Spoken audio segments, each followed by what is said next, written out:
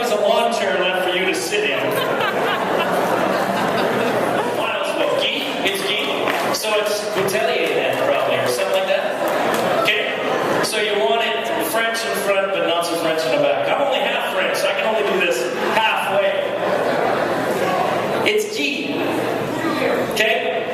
It's Boutilier, and that's for all my Newfoundlander friends in Fort McMurray. All right, ladies. Well, this is a very French community, so I'm sure you're all getting that really good. I'm half Ukrainian, so I can't even say that. We didn't go down and say, who's going to about $3,000?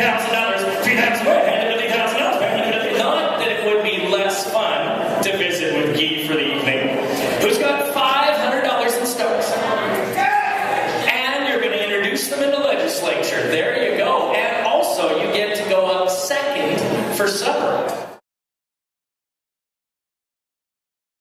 She does that on a shoestring budget, and because of the support and contributions like you here tonight. And of course, we don't do this on the taxpayer dime like some other parties.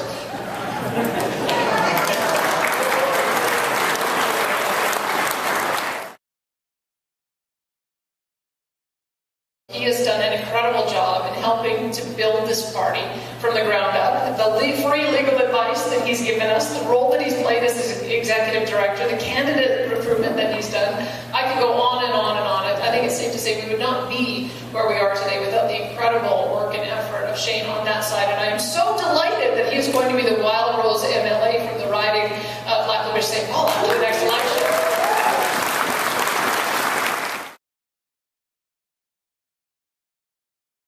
This evening, our federal MP.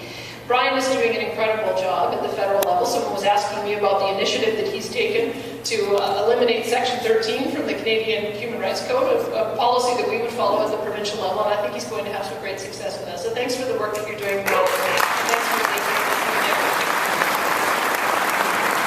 Because you're not wrong. You're absolutely right. And it's not time for you to change. It's time for them to change.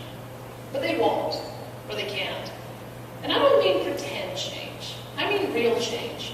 And for a conservative province, change can be a hard thing. I do know that. I once supported them myself.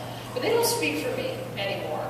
And after 40 years in power, changing one person, just changing the person at the top, that's not real change.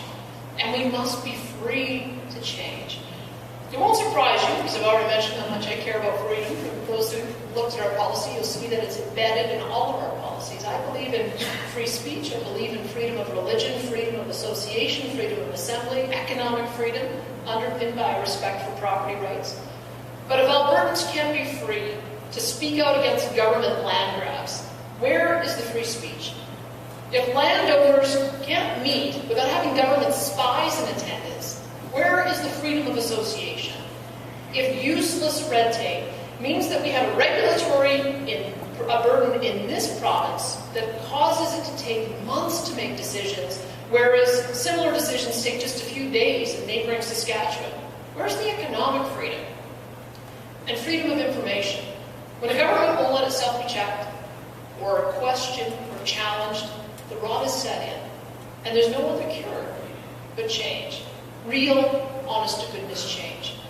And here's the irony. We are talking about change, yes, but we're talking about change to something familiar. Change to the values that we all still share. Change back to a province that was founded on the very freedoms that this government seems so much against. It's not all that surprising, and you've probably begun to see this, that they are going to very likely try to paint our party as being extreme. But when I talk to our supporters, when I talk to our candidates, I get a very different picture. The picture I get is this. I get a picture of Albertans who care. We don't want to do away with public health care. We want to fix it. We don't want to privatize education. We want to improve it. We don't want to eradicate social services for the neediest around us. Just the opposite. We want to afford it all. We want to support it all. We want it to be there so that when it is strong and healthy and ready to help when someone needs it.